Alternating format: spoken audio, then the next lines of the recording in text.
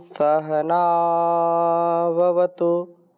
सहनौ भुनक्तु सह वीर्यं करवावहै तेजस्विनावधीतमस्तु मा विद्विषावहै। ओम शांति शांति शांति। वेदो अखिलो धर्म मूलम। वेद सब सत्य विद्याओं का पुस्तक है। वेद का पढ़ना, पढ़ाना, सुनना, सुनाना तथा अपने आचरण में लाना, अपने व्यवहार में उतारना, ये हम सब श्रेष्ठ जनों का, आर्यों का परम कर्तव्य है। क्योंकि वेद के भेद हम तभी समझ पाएंगे जब इसका स्वाध्याय करेंगे। वेद का ज्ञान हमारे लिए सर्वोपरि ज्ञान है। इस ज्ञान विज्ञान से हम अपने जीवन और जगत की भलाई के लिए, आत्म कल्याण से विश्व कल्याण की जो पावनी परंपरा हमारी है, उसका निर्वहन हम अच्छी प्रकार से कर सकते हैं। इससे विमुख होकर के, इससे प्रतिकूल आचरण करके, वेद के जो भेद है उनको न समझ करके हम जीवन में कभी भी सफलता को प्राप्त नहीं कर सकते। इसलिए वेद विरुद्ध जो आचरण करेंगे वे कभी दुख से नहीं बच पाएंगे। सुखपूर्वक जीवन जीना है तो कल्याणी वेदवाणी का स्वाध्याय करना, और स्वाध्याय करके जो संदेश हमको इससे प्राप्त होता है उसको शिरोधार्य करना, उसको जीवन में उतारना, यही हमारे लिए सर्वोपरि कर्तव्य है, सर्वोपरि कर्म है। ऋग्वेद के चतुर्थ मंडल के सूक्तों का हम स्वाध्याय कर रहे हैं और बहुत ही सुंदर चर्चा चल रही है। प्राण साधना जो 43वें सूक्त में भी इसकी चर्चा है। जो प्राण साधना करेगा वही व्यक्ति जीवन में सुंदर जीवन जी सकता है। तो पहले मंत्र में ही बात कही है कि हमारे से की गई स्तुति प्रभु के लिए प्रिय हो। यह स्तुति उत्तम शब्दों का उच्चारित की जाती है जो हमारे जीवनों को प्रकाशमय व दिव्य गुणों वाला बनाती है। दूसरे मंत्र में कहा कि हमें प्रभु प्राप्त हो, इसी से शांति मिलती है, इसी से यह उत्तम गति वाला व प्रकाशमय होता है। उत्तम शरीर, उत्तम मन, उत्तम हर प्रकार से हम बने, ऐसा भाव इन मंत्रों में है। फिर तीसरे मंत्र में कहा कि अंधकार में भी प्रकाश प्राप्त होता है जो व्यक्ति प्राण साधना करता है। तो प्राणायाम के द्वारा प्राणापान की साधना हमारे जीवन में शक्ति का संचार करती है। इस वेद मंत्र को आपके समक्ष में रखता हूं, फिर चर्चा आगे करूंगा। ओम मक्षु हिष्मा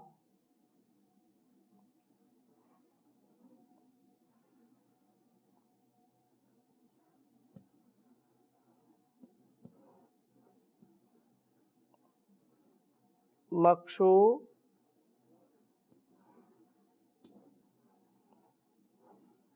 मक्षु ही श्मा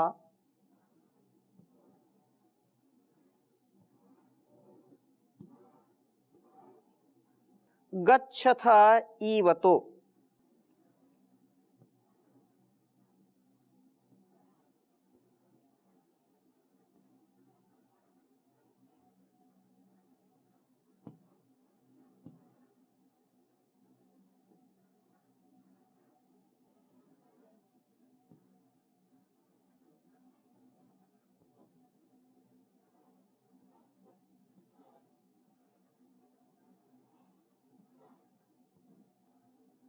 द्युनिंद्रो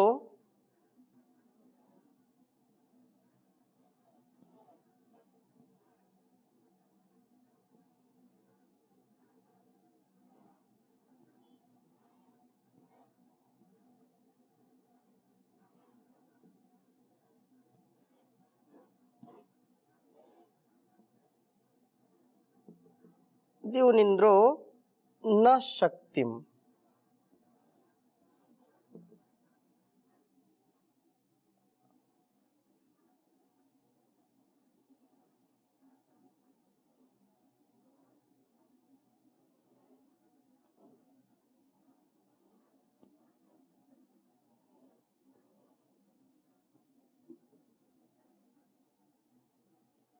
परितक्यम्याम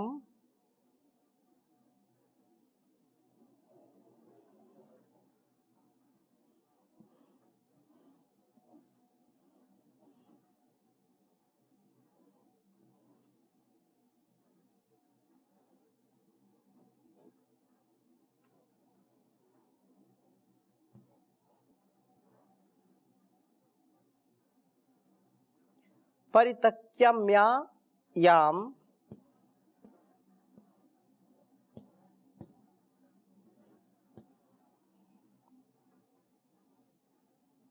दिवा आ जाता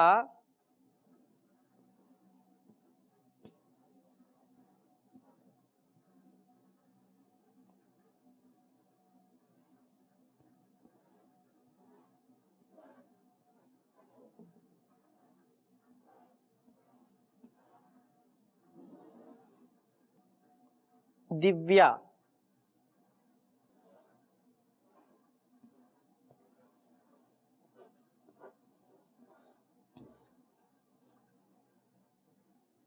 दिव्या सुपर्णाकया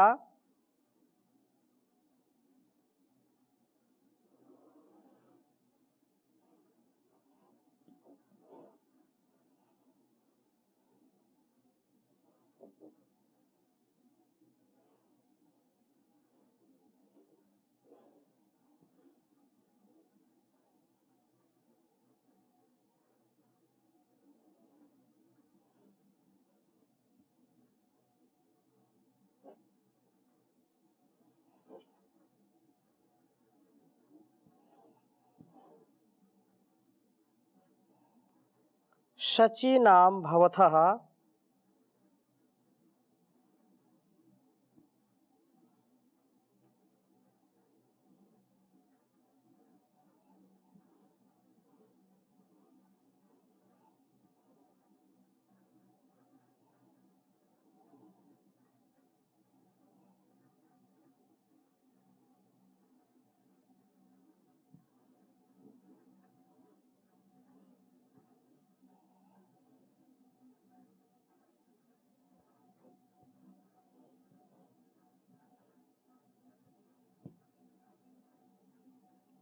सचिष्ठा।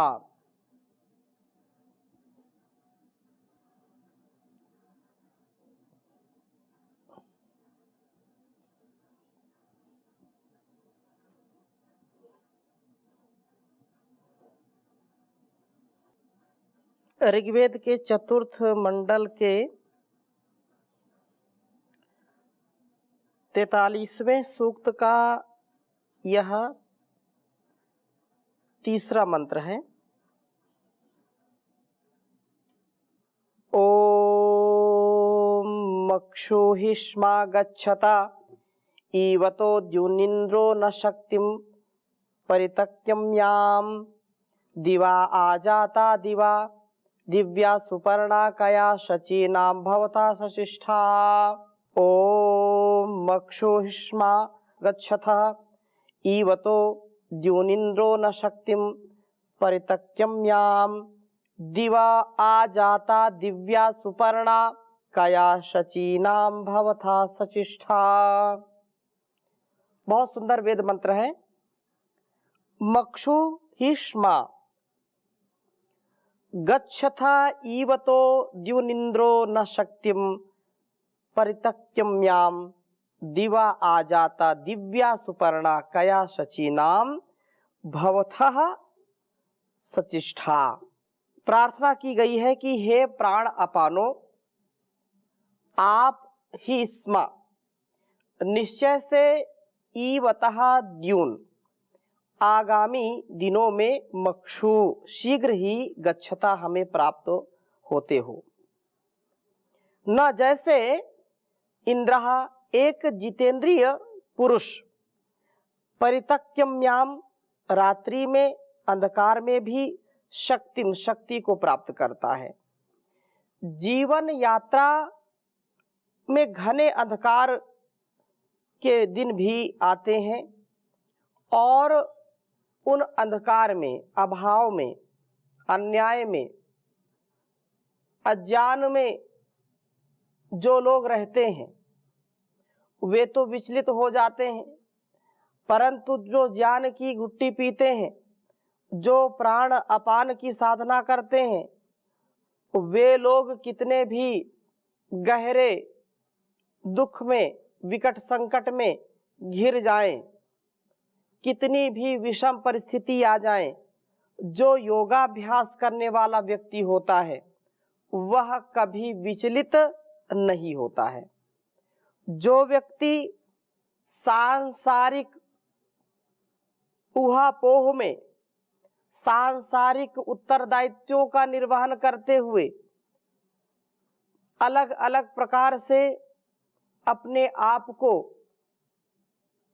दुखों से, पीड़ाओं से, बाधाओं से बाधित पाता है, तो भी उसका धैर्य कभी छूटता नहीं, उसका धैर्य, उसका संकल्प और दृढ़ होता चला जाता है।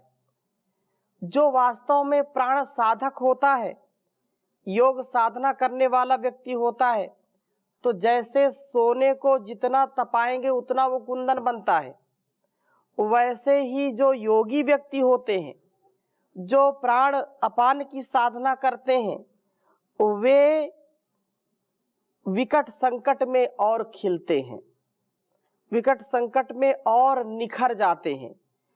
लेकिन जो योग साधना नहीं करता है वो छोटी छोटी बातों में बिखर जाते हैं, बिफर जाते हैं, अपने गुणकर्म स्वभाव से विपरीत आचरण करने लगते हैं। इसलिए ये बहुत सुंदर प्रार्थना इस वेद मंत्र में कही है कि एक जितेंद्रिय पुरुष जैसे अंधकार में भी पूर्ण संयमित होकर के शक्ति का आधार करने वाला बन जाता है। तो प्राण अपान की साधना हमको धैर्य से युक्त बनाती है। धीरज हमारा टूटता नहीं है, क्योंकि धर्म का प्रथम लक्षण ही धैर्य बताया है, धृति। यदि वास्तव में हम सच्चे धार्मिक हैं तो सुख दुख में, लाभ हानि में, जय पराजय में, मान अपमान में हम कभी विचलित ना हो, हम कभी भी अहंकार से युक्त ना हो, कभी अपने आप को तिरस्कार से युक्त ना होने दें। अहंकार भी हमारे लिए घातक है और तिरस्कार भी हमारे लिए घातक है। दीनहीन स्थिति में रहना ये बिल्कुल हमारे लिए कल्याणकारी नहीं होगा।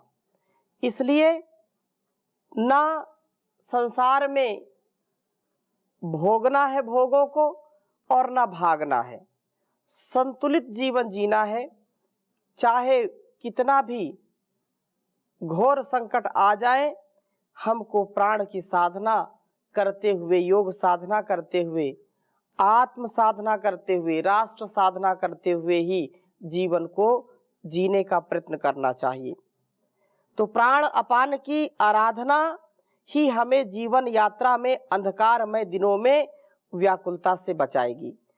दिवह आ जाता, ये प्राण अपान प्रकाश के हेतु से प्रादुर्भूत किए गए हैं।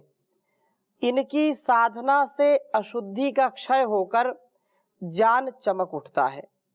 दिव्या, ये प्राण अपान हमारे जीवन में दिव्य गुणों का आधान करने वाले हैं, दिव्य गुणों को जन्म देने वाले हैं। सुपर्णा, उत्तमता से हमारा पालन व पूर्ण करने वाले हैं। और ये प्राण अपान कया अपनी आनंदप्रद शक्ति से शची नाम, हमारे जीवन का जो सामर्थ्य है, प्राणापान अपनी आनंद प्रद शक्ति से सचिष्ठा भव था। निसंदेह अतिशयन शक्ति वाले होते हैं। प्राण साधना से हमें अद्भुत शक्ति की प्राप्ति होती है। प्राण साधना से, योग साधना से क्या सिद्ध नहीं होता, अर्थात सब कुछ हम पाते हैं जब इस जीवन को अपनाते हैं। पतंजलि योग पीठ, श्री स्वामी जी महाराज परम पूज्य आचार्य श्री जी का जीवन हम देखें। जो वेद का उपदेश है उसको उन्होंने आत्मसात किया और आज इतना विराट अनुष्ठान है पतंजलि योग पीठ के द्वारा, चाहे संगठन की सेवा हो, चाहे संस्थान की सेवा हो, योग, यज्ञ, आयुर्वेद, स्वदेशी, भारतीय शिक्षा, संस्कार, परंपरा, ये जितना भी अनुष्ठान है वह योग का ही परिणाम है। इसलिए वेद का यह उपदेश हमको अपने जीवन का उद्देश्य बना लेना चाहिए कि हमको जीवन में शीघ्र अतिशीघ्र, शुभ से शुभ, उत्तरोत्तर उत्तमोत्तम गुणकर्म स्वभावों को अपनाते हुए वैदिक परंपरा को, ऋषि परंपरा को आत्मसात करते हुए शक्ति संपन्नता से युक्त होना है। जो शक्तिहीन है, जो दुर्बल है, कायर है, कमजोर है, जिनका मानसिक बल, जिनका शारीरिक बल अत्यंत क्षीण है, वे व्यक्ति कभी भी संसार में श्रेष्ठ कर्मों को नहीं कर सकते हैं। उनका जीवन कभी भी श्रेष्ठ नहीं हो सकता है। श्रेष्ठता के लिए श्रेष्ठ तप की आवश्यकता होती है, दिव्य जीवन के लिए दिव्य कर्मों की आवश्यकता होती है। हम सदा ऐसे गुणकर्म स्वभाव से युक्त हों जो हमको श्रेष्ठतर बनाए, श्रेष्ठतम बनाए। हम अधोगति से बचें, हम ऐसे गुणकर्म स्वभाव वाले ना हो जो पतन की ओर जाने वाला मार्ग हमको दिखाए। तो प्राण अपान की साधना से जीवन में शक्ति का संचार होता है। अंधकारमय दिनों में भी हमको प्रकाश की प्राप्ति होती है। जिस दुख से व्यक्ति पीड़ित होकर के अत्यंत दुख पाते हैं, अत्यंत ग्लानि में रहते हैं, वैसे दुखों को भी प्राप्त करके योगी कभी भी दुखी नहीं होता है। उसको इतना सामर्थ्य प्राप्त हो जाता है कि वह उनका डट कर के सामना करता है। उस जीवन को हम सब आत्मसात करें। और दूसरे मंत्र में भी यही बात कही, अर्थात चौथे मंत्र में कहा है कि प्राणायाम से, प्राणापान से अद्भुत शक्ति के साथ हमें यह दिव्य जीवन मिलता है, दिव्य शक्ति हमें मिलती है। ये हमारे जीवन को मधुर बनाते हैं और हमारे सब रोगों का उपक्षय करते हैं, इनका नाश करते हैं। यह निसंदेह बिल्कुल सत्य है। सब संसार के लोग आज इस बात को जान गए हैं, समझ गए हैं कि योग ही व्यक्ति के जीवन को आरोग्यता से युक्त कर सकता है। योगमय जीवन जिनका होता है उनका जीवन सहयोग से युक्त होता है, उनका जीवन समाधान से युक्त होता है। इसलिए रोगों से बचने का श्रेष्ठ उपाय है प्राण साधना, योग साधना। इंद्रियों के दोषों को क्षीण करने के लिए, शरीर के रोगों को क्षीण करने के लिए नित्य प्रति कम से कम 1 से 2 घंटे का योगाभ्यास अवश्य करना चाहिए। छोटे छोटे बच्चों को भी अलग अलग प्रकार की बीमारियां, अलग अलग प्रकार के रोगों ने ग्रस्त कर रखा है, जिनका कोई उपचार नहीं है। ऐसे उपचार के लिए हमको श्रेष्ठ जो मार्ग है जो उत्तम मार्ग है, योग का मार्ग है, उसको अपनाना है। यही यहाँ पर उपदेश दिया जा रहा है। और 5वें मंत्र में भी यही बात कही है कि प्रभु ने यह शरीर रथ वस्तुतः प्राण अपान का ही बनाया है। इसकी साधना होने पर जो रथ है देवलोक की ओर, प्रकाश की ओर गति वाला होता है। यह जीवन अत्यंत महनीय है। आत्मानम रथिनम विद्धि शरीरम रथमेव तु बुद्धिम तु सारथिम विद्धि मनः प्रग्रहमेव च। इंद्रियाणि हयानाहुर विषयास्तेषु गोचरान आत्मेन्द्रिय मनोयुक्तम भोक्तेत्याहुर मनीषिणः। ये जो उपदेश है कि यह शरीर हमारा रथ के समान है, और रथ अर्थात जो साधन है, यह साधन जितना श्रेष्ठ होगा उतना ही हमारा जो लक्ष्य है, हमारी जो मंजिल है, हमारा जो ध्येय है, वहां तक हम पहुंच पाएंगे। हम तन मन को स्वस्थ रखें, उसके लिए प्राण अपान का अनुष्ठान करें, क्योंकि जब प्राण अपान की साधना होगी तो बुद्धि की शुद्धि भी होगी, मति भी हमारी शुद्ध होगी, और हम जीवन में गति प्रगति कर पाएंगे।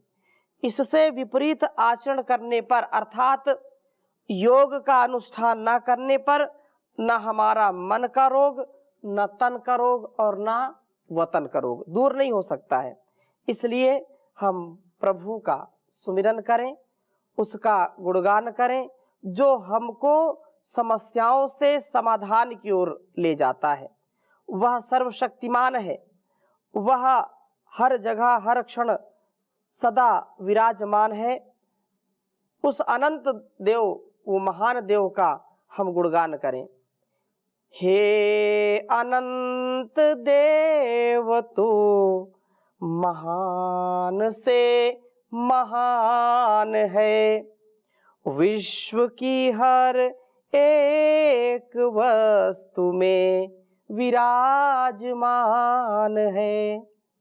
तू असीम अज अमर अजर अनादि तत्व है, अर्चनीय वंदनीय अद्वितीय तू सत्व है। सत्व गुण निधान अतुल सर्वशक्तिमान है, विश्व की हर एक चीज में विराजमान है।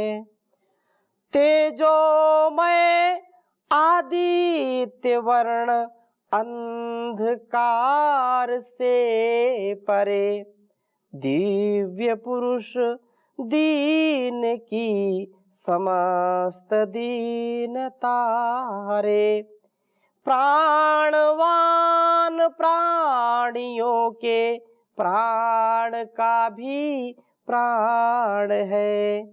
हे अनंत देव तू महान से महान है।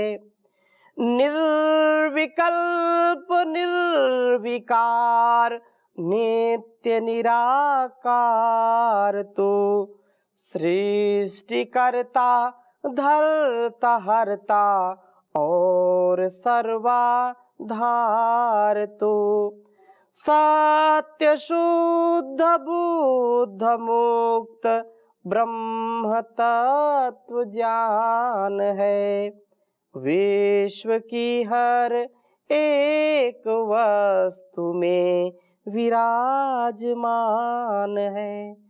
साधकों के ध्यान में, उपासकों के मान में, दया धर्म धारियों में, दानियों के दान में, पथिक भक्ति भावना में सहेज विद्यमान है।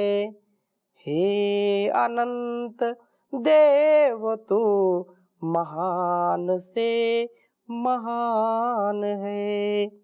ओम शांति शांति शांति।